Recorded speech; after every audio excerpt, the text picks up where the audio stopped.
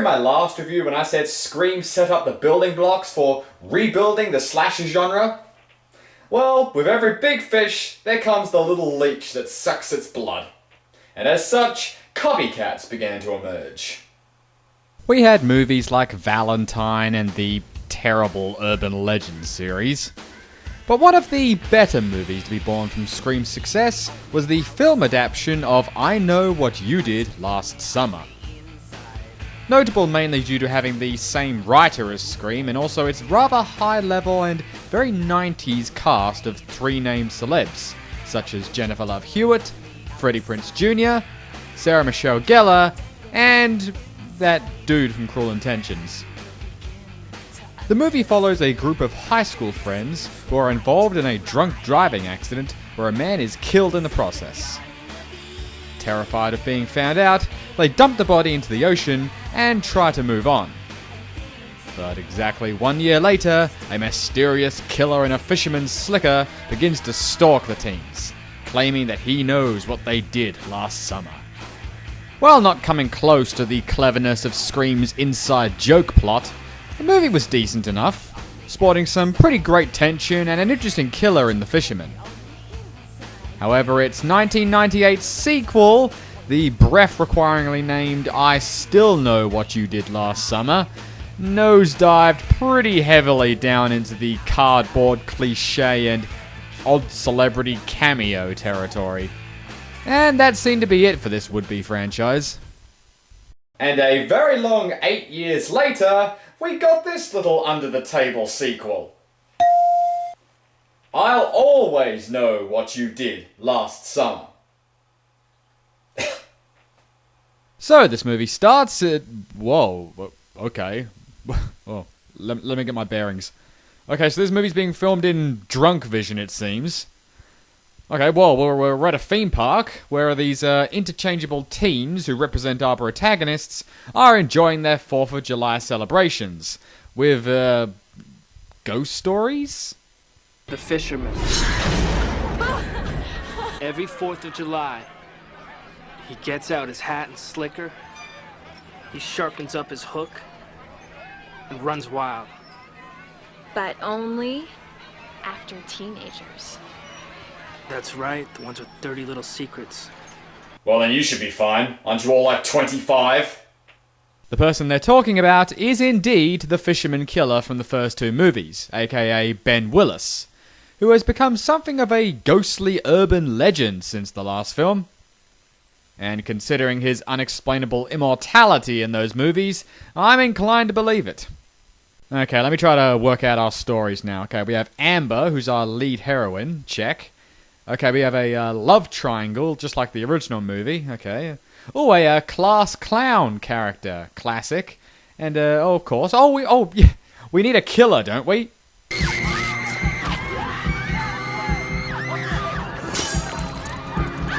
Well, I didn't exactly mean right now. Well, this movie does work fast. Okay, so, the Fisherman chases class clown PJ up to the roof of this building, where in his hurry to escape, he pulls a Tony Hawk off the top and apparently falls to his death. But lo and behold, it turns out this was actually just a prank by our teen heroes. Oh, well, I guess that's a relief. I guess PJ's just fine then, right? Yeah, we're gonna wait for the ending.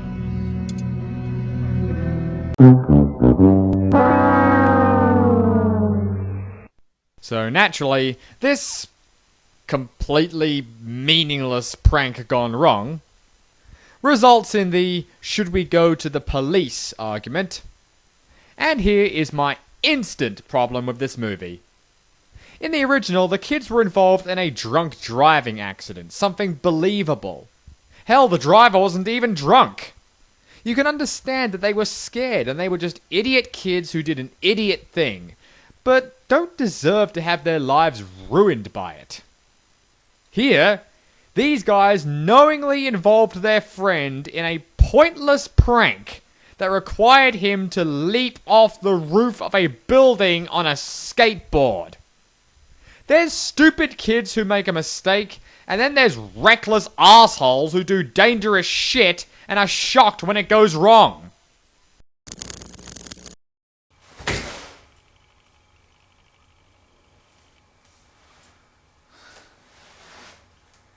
Emma, remind me to get rid of that thing tomorrow.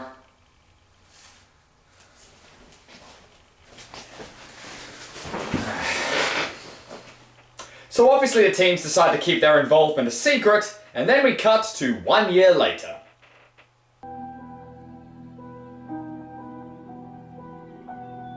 Well, technically it's not a full year later, is it? So this town likes to bury their dead in a forest? Well, at least the services will be cheap. And hey, remember in the original how the incident really affected the teens to the point that they can't even look at each other anymore? Well, the only depression Amber shows is when Biff Tannen here breaks up with her.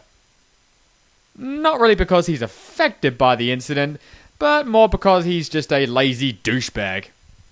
Guess that's good news for all-American fallback guy here. Or this creepy cop. Look, we've known each other for years, right? So really, if you ever want to talk, get something off your mind, call me. Would you like some red herring before you go? Ooh, is this our first new Fisherman note? Looks to me like he's getting a little soft in his late sequel years. He must be an actions speak louder than words kind of guy. As Amber awakes later that night to a strange sound and goes to investigate. She finds nothing, but she does get a text message, or 50, for what seems to be a movie night suggestion.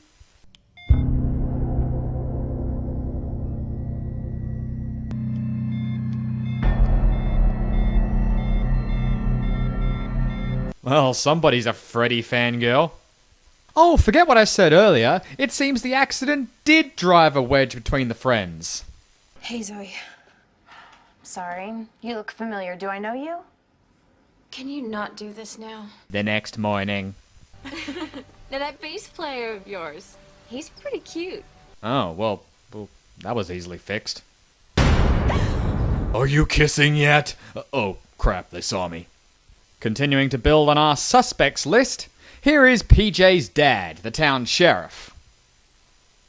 Well, thanks for dropping by. I'm sure you have something else more important to do. And besides, now more of the teens are starting to get their own messages.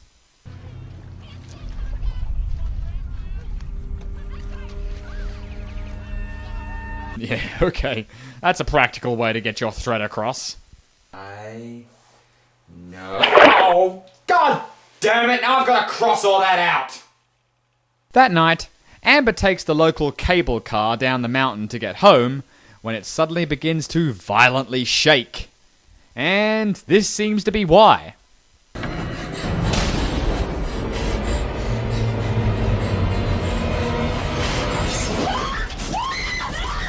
Please let me in! This was a really bad idea! Amber tells her friends what happened, and... wait, hang on. What happened on the cable car? Was he still hanging on when you arrived? Did he jump off before you stopped? Because if that's the case, I suggest you head back to the woods and listen out for the blood-curdling wails of knee-shattering agony. Or not, as it seems the fisherman has glued his knees back together and has gone after Roger here. Oh boy, have I taken another hit of whiskey today? With this editing, I really can't tell. Roger ends his night with his throat slashed open, and the cops, including that creepy one from earlier, arrive promptly to mop up the mess. I know that you're alone for the weekend. And, I don't have to worry about you, do I? No. Did seeing the bleeding carcass of your friend turn you on too? 'Cause yeah, I'm totally ready to go. And if you think the message by the pool was stretching the silliness boundaries, check this shit out.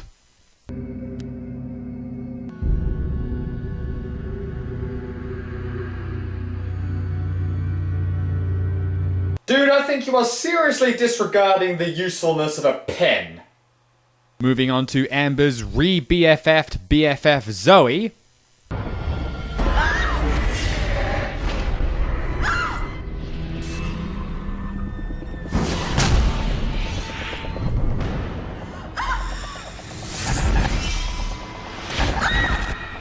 Seriously, this art house style shit is freaking me out more than the killer is at this point.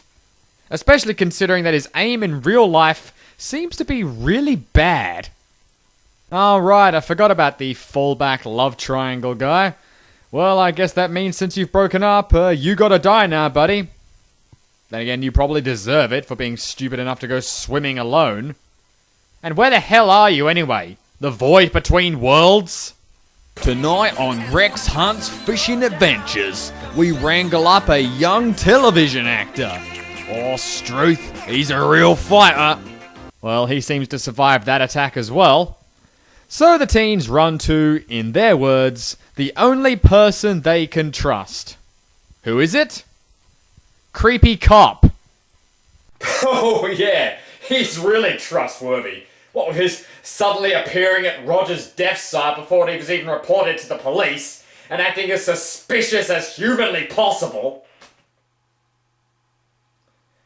Well, considering how whodunit slasher movies usually operate, yeah, okay, I take it back. He's probably the safest person to be around. Wait, don't leave. I told you it was alright! So it's finally July 4th, the prophesized day of their deaths. And the editor is surely celebrating himself. Seizures for all! And the teens had originally planned to bail on the town today to avoid their inevitable slaughter. But... I just found out there's gonna be some agents at the show tonight. They book clubs all over the state, maybe even LA. I'm sorry, I just can't miss out on this. Possibly, but most likely not, becoming famous is far more important than staying alive. well, if you're risking everybody's lives because of this, your music better be damn good.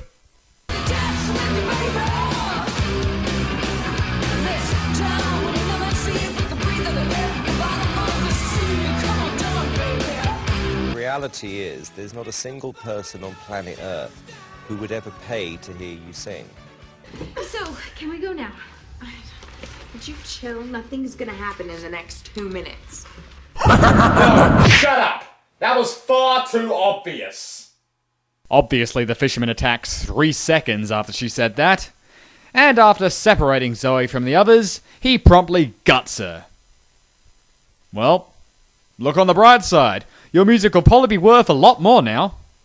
And also, we've established that the sheriff is not the killer. Hey, I guess it really was worth sticking around after all. Good call, guys. And, wait, it's not Creepy Cop either? Well, with the suspect list now pretty low, reveal yourself to us now, Fisherman. There's no way.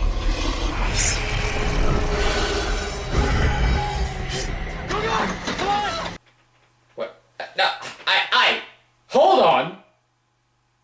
What the hell is that? It's the guy from 10 years ago who killed all those kids. That was not a guy. It's a legend. It's become true. I can't believe this. PJ died. We kept it a secret. So, wait, the Fisherman is actually the Fisherman? As in Ben Willis? Who they've decided is now a teleporting zombie? Well, I'll say this much. I didn't see that coming. And clearly neither did the writers. Because unlike this fisherman, Ben Willis only has one hand. So, Zombie Fisherman catches our final remaining teens and is about to finish them off, but Amber manages to slam another fishing hook into his head and shoves him inside this mincing machine.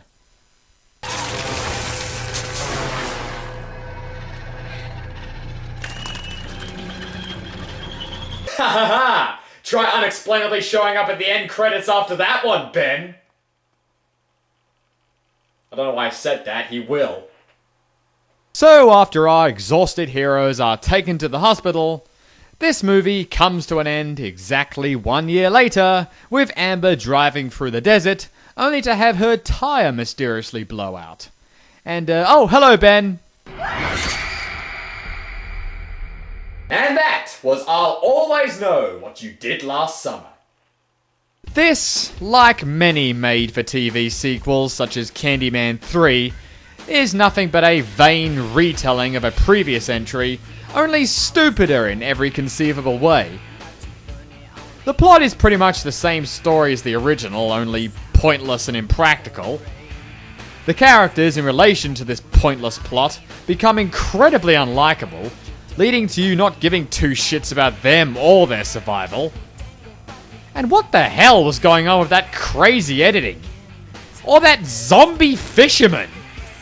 I mean, why waste time throwing red herrings at us when you're just going to take the lazy route and go, yeah, it's the same killer. No explaining or motives needed. He's just evil. Woo! Remember that shit out of the way. I'm Fedora. This is the Horror. Save a screen for me, and we'll see you next time.